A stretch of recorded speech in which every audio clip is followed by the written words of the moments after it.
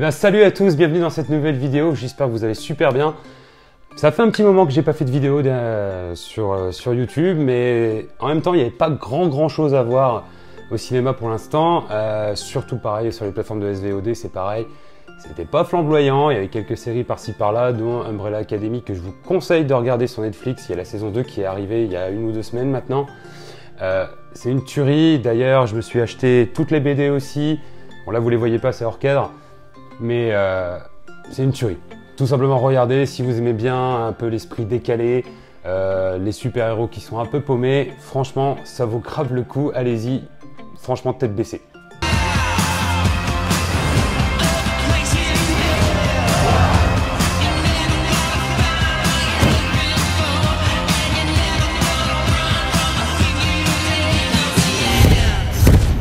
First off, I want to say we brought the end of the world back here with us. Oh my God, again? My cult is gonna be so pissed. I told him we had until 2019. We have until... Du coup, pendant cette petite période où j'ai pas fait de vidéo, j'ai pu justement rattraper un peu les films que j'ai pas pu voir avant le confinement.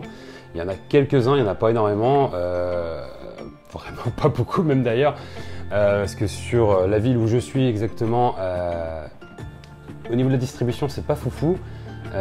On a re-eu De Gaulle que j'avais déjà vu avant, qui pour moi est plutôt un bon film, mais après au niveau de l'histoire de Gaulle, je vais me faire tirer dessus, mais bon c'est pas grave sur ce que je vais dire.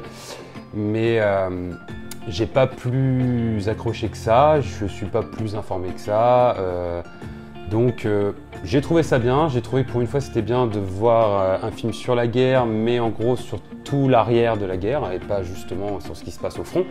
Donc c'était plutôt cool, enfin c'était vraiment pas mal. Bon après l'envers Wilson en De Gaulle ça fait un peu bizarre, mais sachant qu'on l'a déjà vu dans Matrix, à balancer des jurons à tir larigot. Nom de Dieu, de putain de bordel de merde, de saloperie, de connard, d'enculé de ta mère.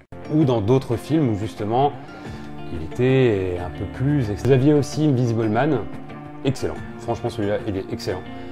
Il vient tout juste de sortir en Blu-ray, donc là aujourd'hui on est le 19 août, au moment où je tourne cette vidéo. Il est sorti hier en Blu-ray, DVD, sur les plateformes de SVOD, il y est depuis un bon moment. Par contre, il était quand même en achat intégral. À partir d'aujourd'hui, je pense que maintenant, il doit être en location. Donc, ce qui fait que vous pouvez mater un film vraiment pas mal pour 4,99 € sur toutes les plateformes de VOD. Et franchement, il vaut grave le détour. Elisabeth Moss, elle cartonne. Franchement, il y a même des moments où on se demande si c'est pas elle qui est un peu tarée. Donc franchement, ça prend tout l'aspect psychologique. Justement, ça joue vraiment sur la psychologie du personnage. Et ça change d'habitude, contrairement aux autres films qu'on a pu voir qui traitent du sujet de l'homme invisible. Ça change tout, ça met une autre vision qui est plutôt intéressante et ça vaut le détour. Il nous écoute. T'es où? T'es où? Montre-toi! Montre-toi! Allez! Te voilà.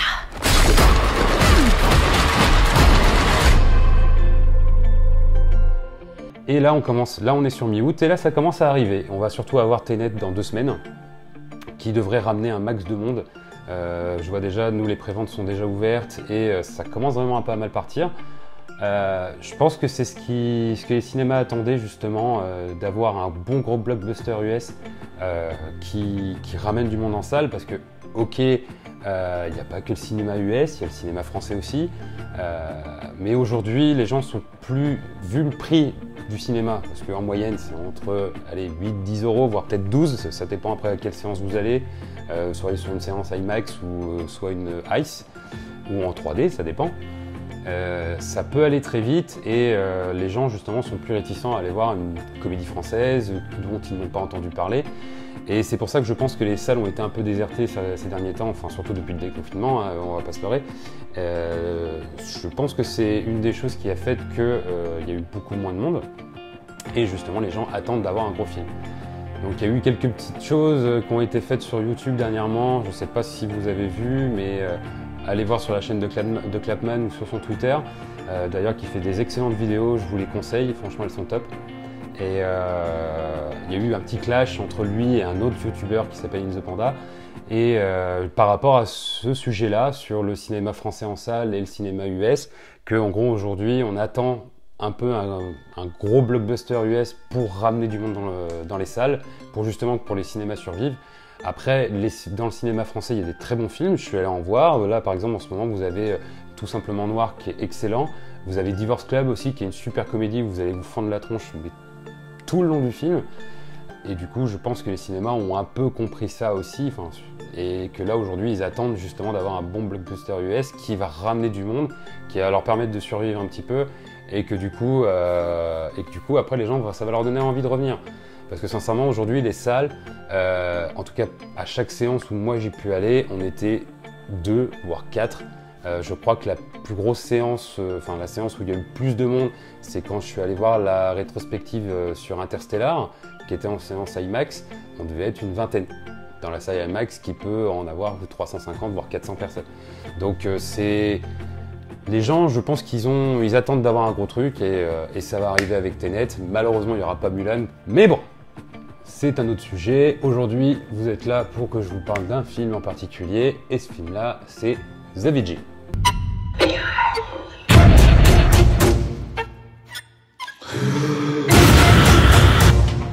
There's something evil in this house. We have to go now. It won't let you leave. What won't let me leave? If you run out, the magic will make you crawl right back.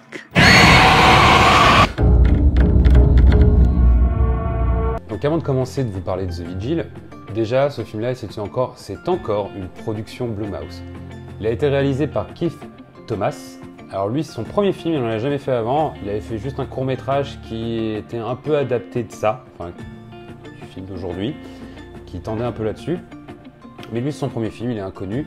Ce film-là, du coup, a été présenté au festival de Gérardmer, où il a fait super bonne impression, et du coup, alors je sais pas spécialement si ça a été fait sur Gérardmer, mais en tout cas sur d'autres festivals, Blumhouse, en fait, la société Blumhouse l'a vu, et a décidé de le reprendre pour pouvoir le distribuer après dans les pays comme nous, aux États-Unis, etc. Au niveau des acteurs, on a Dave Davis, alors que vous connaissez pas non plus, hormis si vous êtes très tatillon. Il a eu un second ou troisième rôle dans Logan, donc avec Hugh Jackman sur Wolverine, et il a joué aussi dans la série Lucifer. Alors par contre dans Lucifer, je me suis maté dernièrement les 4 saisons, je l'ai pas vu. Donc je pense que ça doit être dans un épisode et ça doit être un tout petit rôle, donc voilà. Donc c'est pas un acteur très connu, mais franchement, dans The Vigil, il est vraiment pas mal. Il se débrouille super bien, je vous expliquerai tout ça après, mais en tout cas, cet acteur-là joue très bien. Vous avez aussi Lynn Cohen, que vous connaissez un peu plus, surtout les fans de Sex and the City, qui a joué le rôle de Magda, que ce soit dans la série ou dans les 2 films qui sont sortis. Et elle a joué aussi dans Hunger Games, l'embrasement.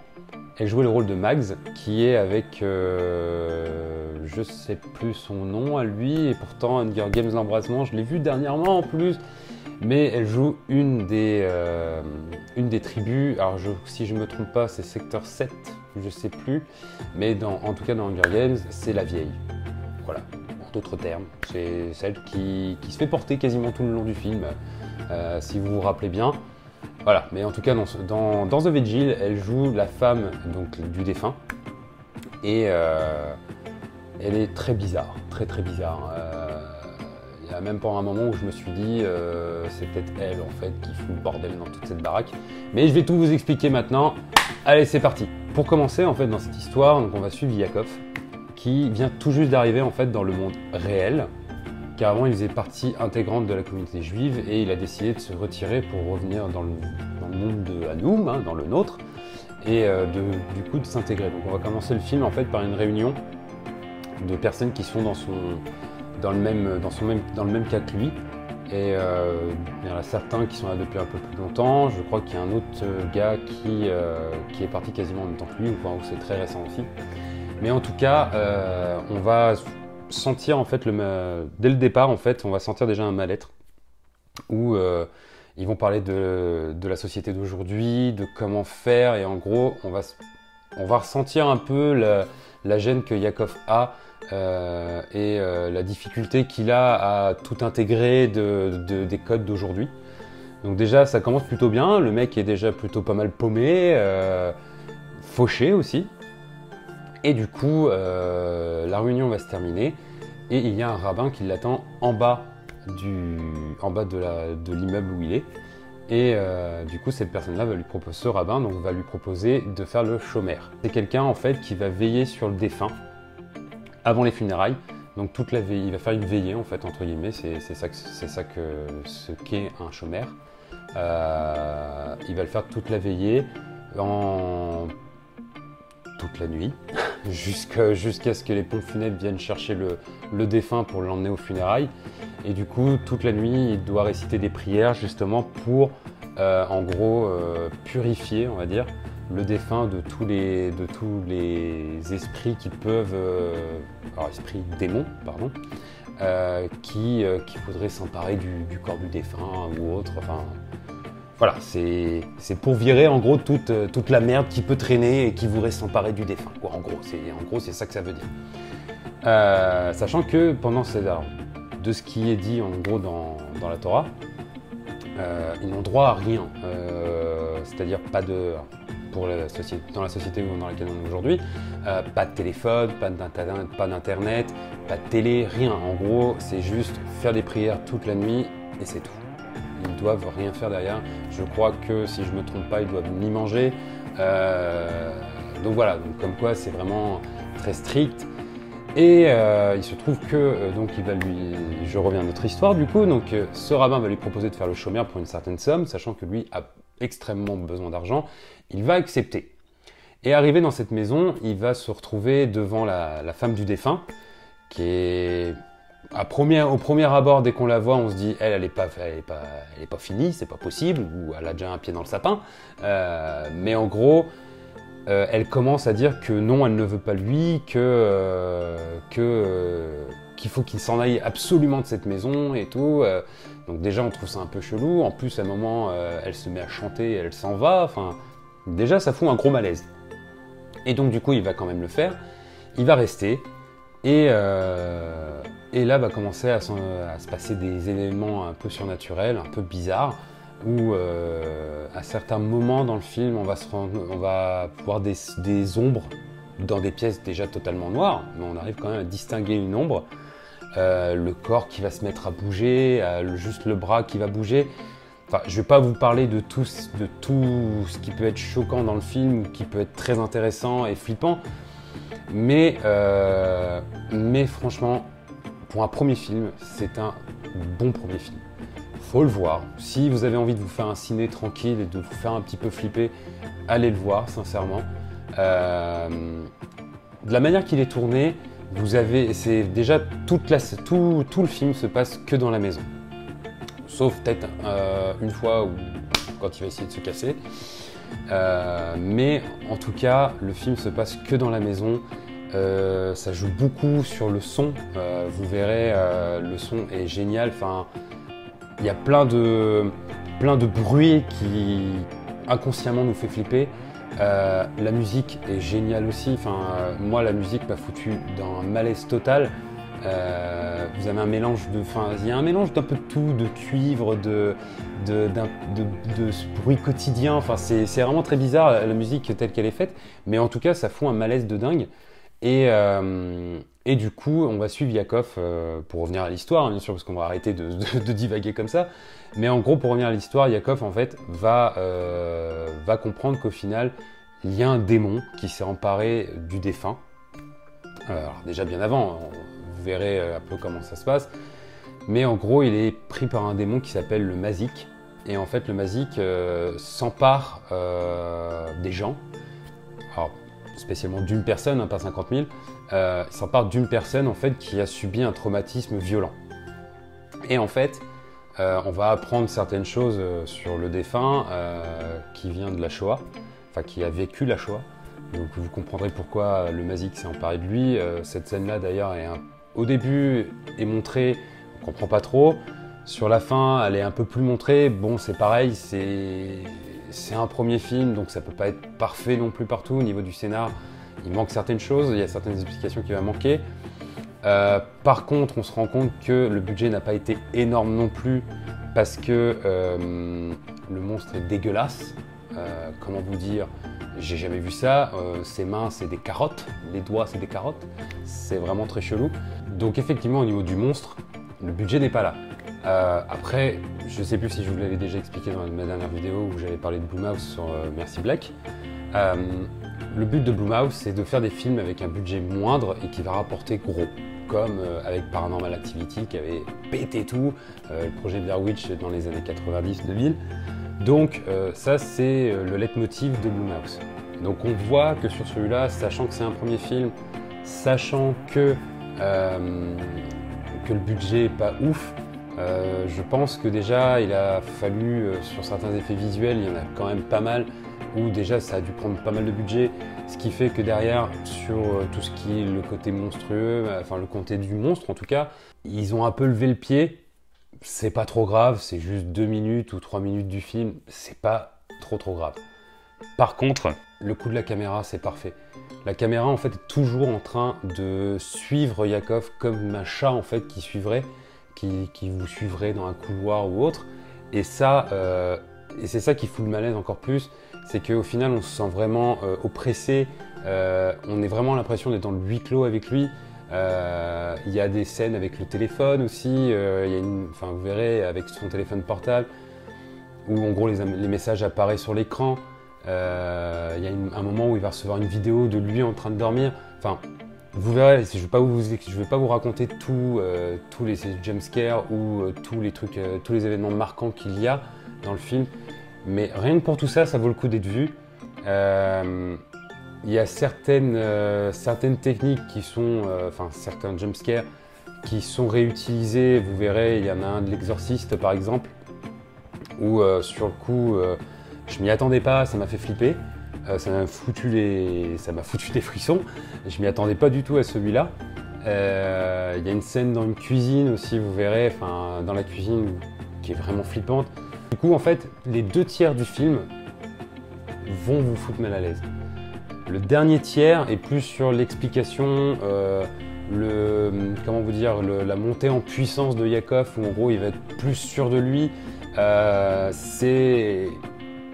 C'est un peu dommage en fait que le côté sûr de lui est un peu exagéré. Alors c'est pour ça que le dernier tiers est un peu compliqué, parce que justement tout s'enchaîne rapidement. On a l'impression qu'en fait ils se sont dit on va étaler sur 2 tiers pour faire flipper, pour mettre une atmosphère vraiment oppressante et tout. Puis en fait arriver sur le ah merde, ça fait déjà 1 heure de film, on n'a plus qu'une demi-heure, faut qu'on s'active. C'est ça qui est un peu emmerdant, c'est souvent avec des premiers films où ça arrive, où justement on trouve que la fin est bâclée et qu'en gros c'est on débite. Faut prendre du recul dessus et sincèrement c'est un film appréciable.